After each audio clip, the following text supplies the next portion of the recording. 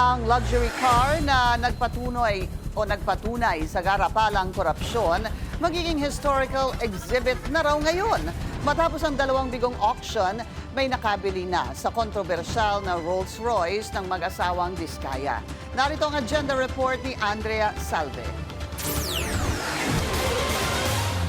Matapos mabigo ng 2 beses, nabenta na sa ikatlong public auction ng Bureau of Customs ang sumikat na Rolls-Royce Cullinan ng tinaguriang flood control royalty na sina Sarah at Curly Diskaya na anila'y binili dahil sa libreng payong.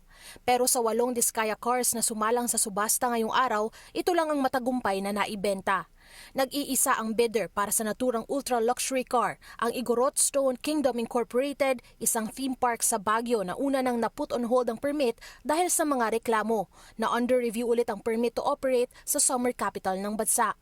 Nakuha nito ang luxury vehicle sa halagang 29.026 billion mula sa 29.025 million pesos na floor price.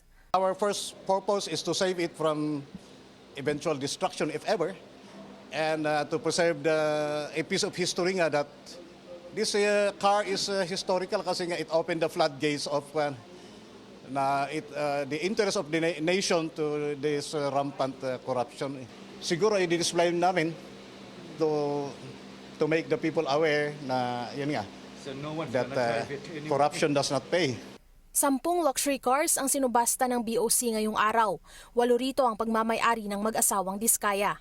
6 mula sa mga ito ang bago sa bidding, habang 2 ang nasa pangatlo na, kabilang ang Rolls-Royce at ang batchmate nitong Bentley Bentayga na hindi pa rin naibebenta.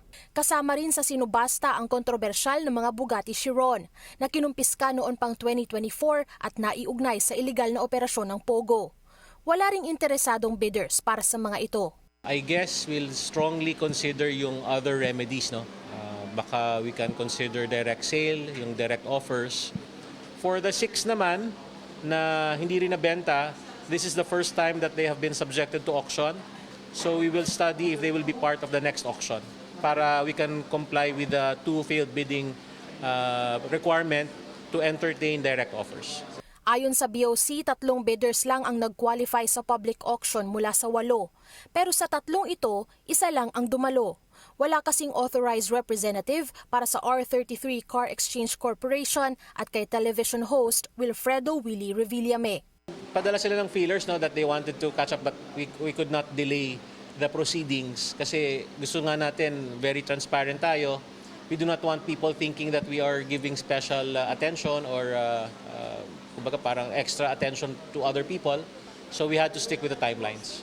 Mahigit 80 million ang sana'y inaasahang kikitain ng pamahalaan kung nabenta ang 8 Diskaya cars. Nasa 300 million naman para sa 2 Bugatti. Ayon sa BOC, mapupunta sa National Treasury ang higit 29 million na kinita sa subasta. Para sa agenda, Andrea Salve, Billionaire News Channel. Mag-follow sa aming mga social media accounts at mag-subscribe sa aming YouTube channel para sa pinakahuli at eksklusibong mga balita.